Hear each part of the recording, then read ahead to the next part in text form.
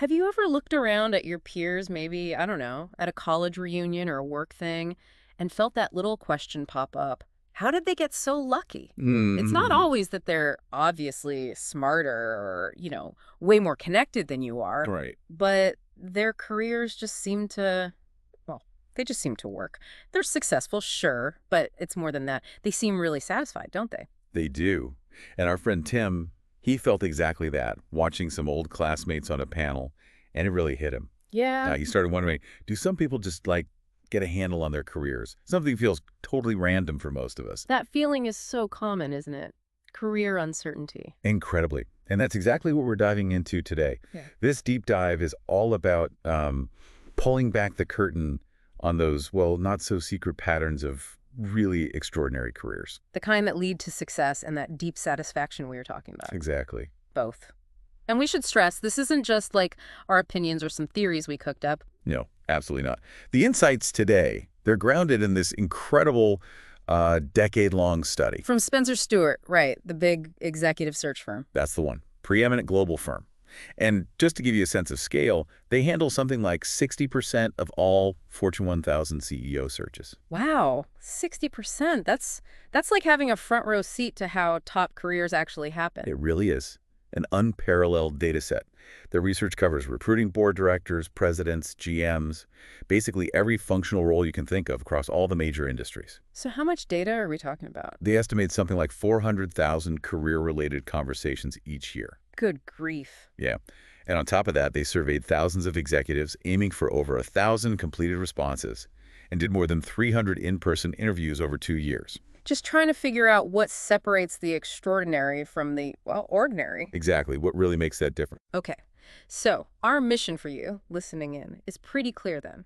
We're going to unpack these 5 distinct patterns that consistently separate the very top folks from everyone else. And hopefully you'll walk away with some practical, actionable insights, things you can actually apply to your own career journey, starting now. Let's do it. So let's go back to Tim's observations at that panel. What was it about those peers, the ones whose careers seemed so sordid? Well, a few things kept popping up. They talked about really getting command of their jobs, becoming truly valuable. Okay. They often mentioned talented mentors or maybe coworkers who gave them a real boost. Right, the importance of people. Definitely. And many sort of hinted at being in the right place at the right time, getting access to those opportunities that really move the needle. So it's not just about being good at the job description. What else stood out? Anything surprising? Well, what was really fascinating, and this is key, is that these people, they rarely just stuck to their job descriptions. They consistently found ways to expand what they did, Ah, okay. Taking initiative. big time. And crucially, it wasn't just about skill. They were genuinely passionate about their work. It wasn't just a job. It was more. Yeah, it gave them purpose, a sense of belonging, and ultimately, real control. That difference between just having the skills and having that passion. That's huge, don't you think? Absolutely. It suggests that control and satisfaction aren't just about what you do, but maybe how deeply you feel about it. So how do we start mapping this out? What's the first pattern? Right, so that core idea sets the stage for these 5 patterns. And the first one is understand the value of you. Okay, the value of you. What does that mean in practice? At its heart, your value, in the job market, it comes from 2 distinct things that are kind of linked. Your potential and your experience. Potential and experience. How do they interact? Do you have an analogy for us? Yeah, think of it like a kid on a swing. When you start out, you've got this bag full of potential energy, pure possibility, right? Energy at rest. Got it. And you've got an empty bag for experience. The key insight here isn't just piling up years.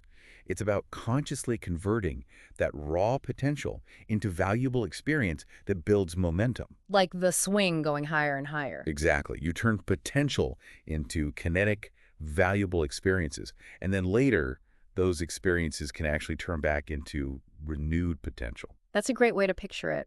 Can you give us a real-world example, someone who really made that switch from raw potential to impactful experience, maybe someone unexpected? Absolutely. Think about Lance Armstrong, actually. Before his cancer diagnosis, Yeah. I mean, the talent was undeniable, right? Huge lungs, power, ambition. He expected to just dominate. No. But as he admitted later, he was this American gate crasher in European cycling, a sport with these deep unwritten rules, etiquette. Things he didn't get. right? He didn't understand the culture, made enemies. It was only after his recovery when he combined that talent and drive with the crucial knowledge and experience, respect for the history, the give and take, that he really became the best. It wasn't just brute force. So he added context almost to his potential. That's a really key difference. Exactly. Yeah. And you see this pattern again with Lou Gerstner. Joined McKinsey at 23. Initially, his value was pure potential smarts, academics, communication. Okay. But over 13 years there, he systematically built this incredible experiential value, became a star consultant, a senior partner. Right. And that unique mix made him super attractive for big general management roles. First American Express, then famously RJR Nabisco. Even though he hadn't been a CEO before or worked in tobacco or food. Exactly. KKR, the firm that hired him for RJR, they bet heavily on his potential and that ambition, even without the specific industry background. His secretaries at McKinsey apparently even bought stock in Amex, and later IBM when he went there. That's how much his perceived value grew.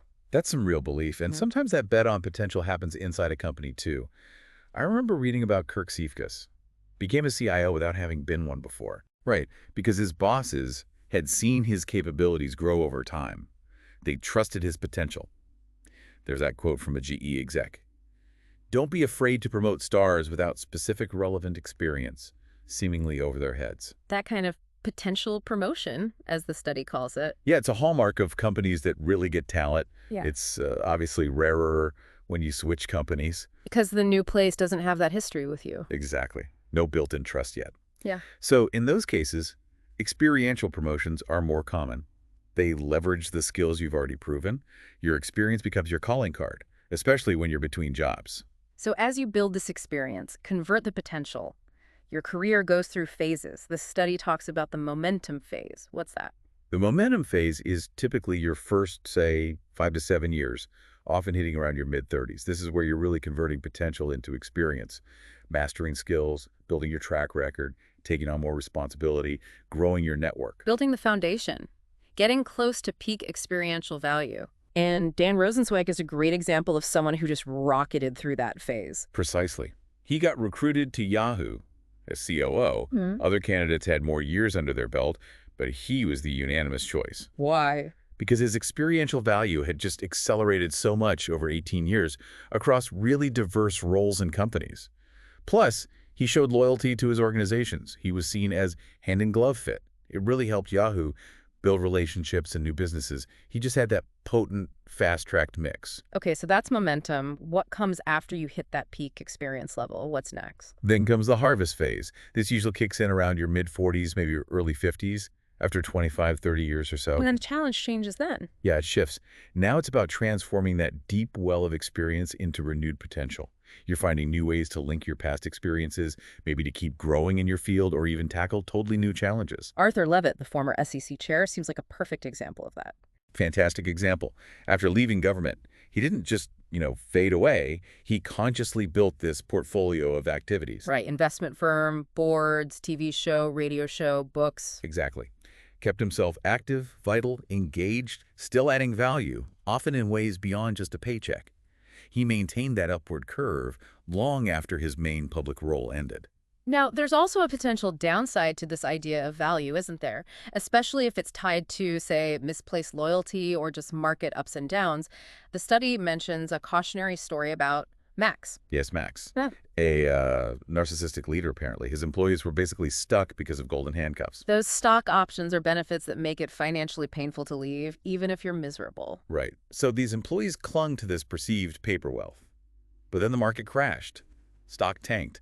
Company failed. And they were left with worthless options, resumes maybe not looking so great, and not much relevant experience to show for it. It's a huge risk relying on paper wealth or market whims instead of consistently building your own transferable value. That's a stark warning. Okay, so you understand your value.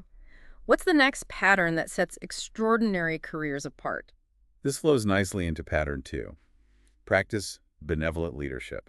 And this is way more than just being, a nice boss. Okay, what does it mean then? Extraordinary leaders, they create an environment where everyone, subordinates, peers, even their own bosses, genuinely wants to work. Yeah. And crucially, an environment where those people can maximize their own success. So it's a win-win.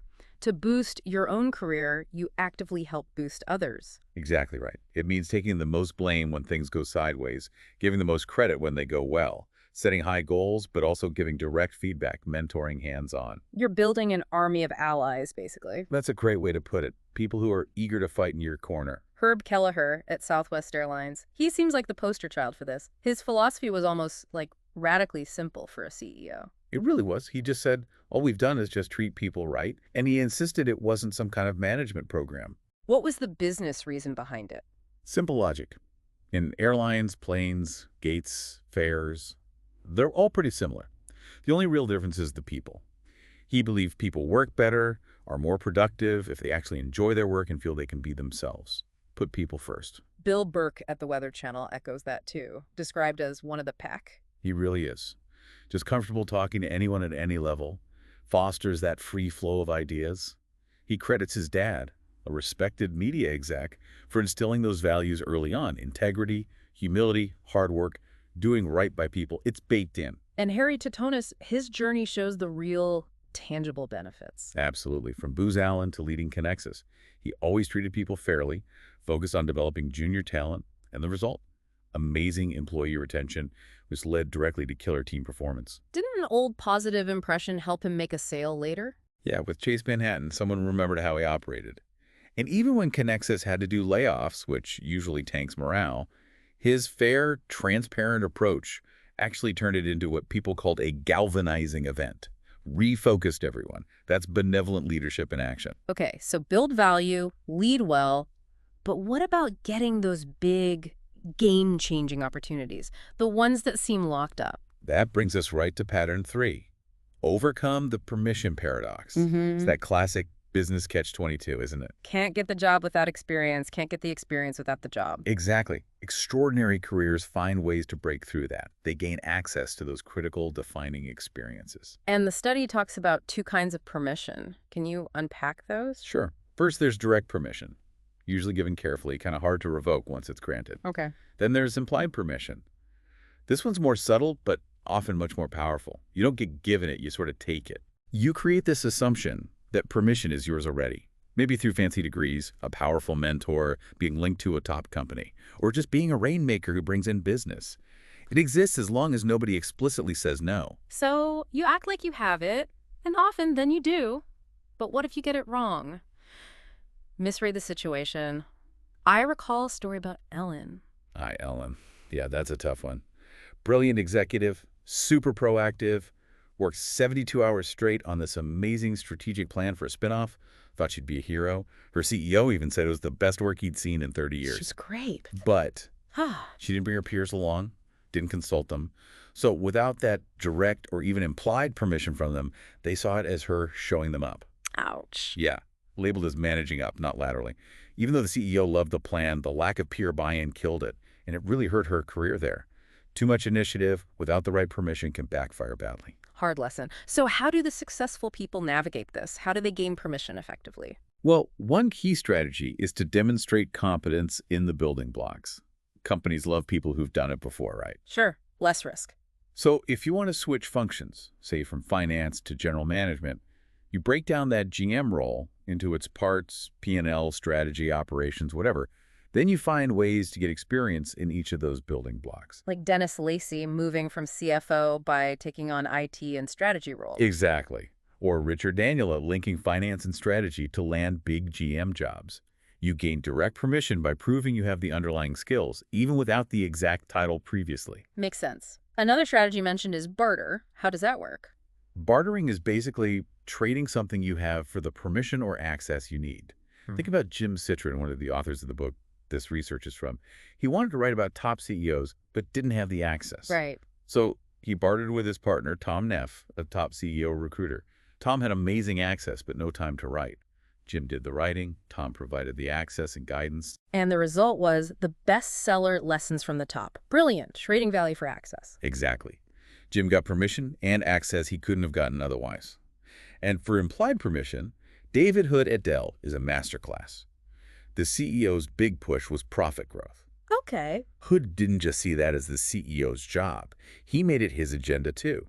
How did he pull that off? Instead of just talking about his division's revenue, he started talking about increasing earnings per share, a much broader company-wide metric. Ah, clever. By doing that, he implicitly got permission to get involved in things way beyond his initial scope. Sales, marketing, eventually full P&L across many areas. Yeah. He actively shaped and managed that implied permission. Your job description isn't set in stone. That's fantastic, basically expanding his own mandate without ever formally asking. Yeah. Which leads us perfectly into pattern 4. Differentiate using the 20-80 principle of performance. What's the idea here? The 20-80 principle is this. Maybe 80% of your job is, the defined stuff, the day-to-day. Not much room to really stand out there. But it's the other 20%, your ability to blow past the set goals, come up with breakthrough ideas, deliver totally unexpected impact. That's what truly differentiates you. That's how you win the majors in your career. Like a tennis player winning Wimbledon or the US Open, not just playing the smaller tournaments. Exactly that analogy. So if someone just hits the 80% consistently but never pushes into that 20%, they're just solid, undifferentiated. Take the example of Martin. Solid guy, always did what was asked, met expectations. But because he was undifferentiated, things started to slip. Oh, so? He lost momentum, got left out of key meetings, saw younger colleagues promoted past him, Right. and when cuts came, guess what? He was seen as expendable, played all the tournaments, never won a major, always there, but never really stood out. Tough reality. So how do you break out of that? How do you actually win those majors? Rick at EDS seems like a case study. He is. Rick was a competitive analyst. Clear job description.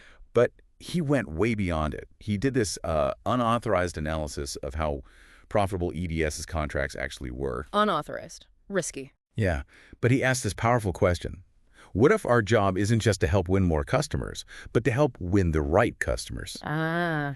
His analysis eventually got to the CEO, even the board. It led to massive changes in how EDS went to market, how they prioritized business, the whole structure. That 20% effort had huge impact. And Senator Elizabeth Dole, she seemed to always focus on those majors, too, in her government and nonprofit roles. Absolutely. A key example. Rule 208 on airbags and safety belts when she was Secretary of Transportation. It had been debated, stalled for 20 years. A real political hot potato. But she got it done. She pushed it through, saved countless lives, didn't just manage the department, she created abnormal, lasting impact. That's differentiation. Okay, so how do you intentionally get into that 20% zone? The study uses a kind of ready, aim, fire model, like in biathlon. Let's start with ready. What does that involve? Ready is about first understanding what really creates value in your specific organization. Is it marketing? Like at Coke. Software at Microsoft, general management at GE, customer impact at Cisco. You've got to figure out the apex of the pyramid, what truly drives the business. Like Denis Sugarno getting his feet in the mud. Exactly. Top engineering student in France, Denis Gounod chose a field job with the highway department instead of some fancy Paris agency role. Why? That real-world feet-in-the-mud experience gave him this incredible perspective on what was actually possible, how value was really created. It set him up for differentiated performance later. And ready also involves triaging your objectives. Yes. Look, you have to deliver on the 80%, the defined stuff. But to find the resources for that breakthrough 20%, you need to triage, prioritize ruthlessly, free up time and energy for the big ideas. Okay, so once you're ready, you aim. What's the focus there? Aiming is about setting your sights really high, creating impact that fundamentally changes the assumptions about what you can deliver. Pat Byrne, former COO at A.T. Kearney, helped grow the firm from $65 million to over $1.4 billion. That's changing assumptions. Wow. And aiming involves calculated risks and even changing your language. I like that bit about experiment versus business plan. Yeah, that's a smart tactic. Experiment sounds much less threatening than business plan, doesn't it? Totally. Experiments can succeed or fail, but you always learn something. Business plans just succeed or fail. Right. Using language that makes it easier for management to say yes to something a bit unconventional is a subtle but powerful part of aiming high. Okay, ready, aim, and finally, fire. How do you execute these big ideas? When you start reshaping your job or chasing these new goals, communication is absolutely critical, early and often. Talk to your boss, talk to the relevant stakeholders. Show them the why. Exactly. Build the business case. Show them the return on investing in your effort. Align it with their goals. And you probably don't achieve this kind of impact all by yourself. Almost never. Beyond leading benevolently, you need to leverage your network, your interconnectedness. Scott Flanders, when he was CEO of Columbia House, he had this small, senior-level brain trust. Who were they? Former bosses, trusted advisors, people he could go to for candid advice on huge decisions, like taking the CEO job or doing an LBO. That sounds a lot like Napoleon Hill's mastermind group from Think and Grow Rich, that small circle who challenge and support you. It's the same core idea, and it reinforces that point. Hmm. It's not just what you know or even who you know. It's who knows what you know that really matters. So build that network, inside and outside your company, analysts, reporters, recruiters. Right. Focus on quality, not just quantity, and be valuable to them. If you send good candidates to a recruiter, guess who they'll call when they have a great role for you? Makes sense. A great example of fire in action was John Brenneman turning around PwC Consulting. He didn't just tinker. No, he brought incredible focus. Use this simple go-forward plan, market, product, org people, financial, just 4 buckets. But it aligned this massive global organization super quickly. Led to creative breakthroughs. Huge ones. An 80% profit jump, and then selling the unit to IBM for $3.5 billion. He compressed years of change into months by differentiating his approach and communicating relentlessly. Incredible. Okay, that brings us to the fifth and final pattern, which feels like it ties everything together. Find the right fit, strengths, passions, and people. Why are these 3 so fundamental? Because the research was just overwhelming on this point. Extraordinary careers, the ones with real deep contentment, they depend on these 3 things lining up. Playing to your strengths, letting your passions drive you, and fitting comfortably with the culture and the people. And the difference is significant. Huge. Extraordinary executives leverage their strengths and passions more than 6 times as often as average employees. 6 times. That's a massive differentiator. And sometimes finding that fit isn't about logic, it's more instinctual, gut feeling. The John Lemming story comes to mind. It absolutely is sometimes. John Lemming, right? Aggressively recruited by this hot pre-IPO.com. Millions in potential options. Logically a no-brainer. But But his gut was telling him something was off. Questions about strengths, passions, the culture fit. He just couldn't shake them. So he delayed and eventually said no. and the company. Went bankrupt months later. His gut saved him from a potential career disaster. He called it his get-out-of-stupidity-free card. Trusting that intuition can be critical. Now, those really dramatic career changes, like a lawyer suddenly becoming a novelist, they get headlines, but the study suggests they're risky if it's just gut feeling without momentum behind you. That's right. Jim Head, a lawyer with tons of experiential value in law, probably couldn't just wake up and become a movie producer based purely on potential or passion. The market often looks for demonstrated proof. So how do you make these tricky career choices? The study offers a framework, the career triangle. Yeah, it's a useful way to think about it. Job satisfaction, lifestyle, and compensation. 3 points of a triangle. And they're often pulling against each other. Often, yeah. Think about journalism. Maybe high satisfaction, but often lower lifestyle and pay. Finance or law. Might be high satisfaction and pay, but the lifestyle can be brutal. The ultimate goal, the sweet spot, is trying to maximize all 3, which takes conscious effort. Feels like a perpetual balancing act. How do successful people manage this over the long haul? They tend to macro-manage their careers. They take the long view, think 2, 3, maybe 4 moves ahead. Sometimes they'll even turn down a really attractive job now if it doesn't fit that longer-term vision. Like Jennifer Potter Brotman, the editor who took a seemingly lateral move. Exactly. She wasn't rigidly planning every step, but she was always focused on gaining capabilities. She took this international role, trusting her chairman, who said it was about the long journey, not the immediate reporting line. That trust, that long view, led her to become president, then CEO. Or Bill Mathis, who didn't just take the standard job offers after school. Right. He actively went out and created options investment banking, venture capital, and he evaluated them based on his passions and the kind of environment he wanted, not just what he was technically good at. It led him straight into VC, a path he wouldn't have found otherwise. Which brings up this idea of option value. Option value sounds like finance talk. It kind of is. Standard financial analysis often misses the value of creating future options, like a company expanding into a new market.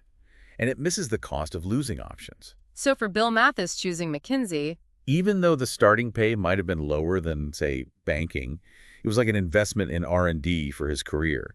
The training, the experience, the brand, it created a ton of future options, leading to better roles and higher pay down the road. A strategic choice to maximize future possibilities. sometimes people feel cursed by competencies, right? They're really good at something, but it's not necessarily the right long-term fit. How do you avoid that trap? It's tough. The advice here is maybe counterintuitive. It might be easier to find your ideal fit by starting with your passions and the people you want to work with, and then seeing how your strengths fit into those roles. Don't let what you're just competent at dictate everything if it doesn't actually excite you. And the study has that lovely example of a career flare with Susan Arnold. Yes, Susan Arnold, competent employee, finds herself totally energized, working weekends on this marketing plan, and it feels like play, not work at all. That That thesis. career flare was like a beacon, showing her the path to a new, really fulfilling marketing role that led to incredible success and satisfaction for her. And then the big one, Howard Schultz in Starbucks. His early success at Xerox was real, but it felt incomplete to him. Right, good job, but something missing.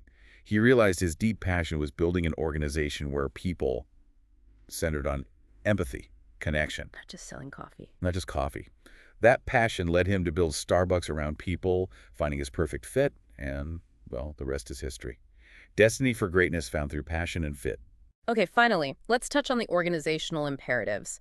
How the company itself influences all this. It sounds like the culture can either be a huge help or a major hindrance. Oh, it's massive. So many talented people feel like they succeed despite their companies, right? Rigid structures, no room to grow or experiment, feeling disempowered. Yeah. The study outlines 4 basic talent management strategies based on how much companies differentiate rewards and how accurately they assess people. Okay, let's quickly run through those. What's the first one? First is the socialist stepladder. Low differentiation, low precision. Think organizations that value teamwork above everything, maybe refuse to differentiate pay much, or don't really measure individual performance carefully. Pay based on tenure. The risk. You end up with maybe cohesive teams of B players, and you become a farm league for competitors who do differentiate and poach your best talent. Okay, sounds nice, but maybe not optimal for high performance. What's next? Then you have pin the talent on the donkey. High differentiation, but low precision. These places reward aggressively, but they aren't great at figuring out who really deserves it. Like Enron's star system. Classic example. Hired stars, rewarded them massively, but things were so fluid nobody could accurately track performance. Rewards seemed random. People felt others were gaming the system. Creates resentment, a destructive environment, like an accidental lottery. Got it. Third type. Structural rigidity. Low differentiation, but high precision. They know who their stars are, good assessment, but the rigid structure prevents them from rewarding them properly. Like Deloitte losing Larry Handon. Exactly. They knew his value but couldn't break their compensation rules, even for a small percentage difference. Lost top talent they wanted to keep. So frustrating. Definitely. So what's the ideal, the gold standard? That's precision promotion, high differentiation, high precision. These systems identify top performers accurately and reward them disproportionately. Like McKinsey. McKinsey's up or out system is a prime example. Constant, rigorous evaluation, significant pay increases over time. It works because the assessment is accurate and they actually differentiate. And GE as well. GE too, famously promoting people well beyond their experiences. But it's based on a deep, consistent understanding of their track record. Their job rotations are often longer, focusing on making a lasting impact, not just checking boxes. So accurate assessment is just non-negotiable for companies that want to grow and keep extraordinary people. Absolutely critical. It takes time, it takes investment, but you need it to understand performance and reward effectively. Like personal assessment, organizational assessment needs to be timely, accurate, and objective. This whole conversation loops back beautifully to that famous Marshmallow Challenge study by Daniel Goleman. It really does. The kids who could delay gratification resist one marshmallow now for 2 later. They tended to be more competent, better at handling challenges later on. It's a powerful parallel for careers, isn't it? It means focusing on the right actions now, even if the payoff isn't immediate or certain. Maybe passing up a promotion that feels wrong for a better fit later, or helping someone else without expecting anything back right away. Like Sean Seitzinger realized during that downturn. Exactly. He felt he was losing control, realized that the booming, hyper-energized market had actually been controlling him. He wasn't making truly strategic choices. So this deep dive really concludes that genuine career control isn't luck. It comes from that long view and consistently applying these 5 patterns. Precisely. By consciously focusing on understanding your value, helping others, expanding your role, making a real impact, and finding that passionate fit, both success and satisfaction really do increase.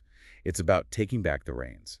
So what does this all mean for you listening right now? Extraordinary careers, they aren't just random luck. They're not some secret handshake. They follow these predictable, learnable patterns. And the really empowering thing is these patterns are largely within your control.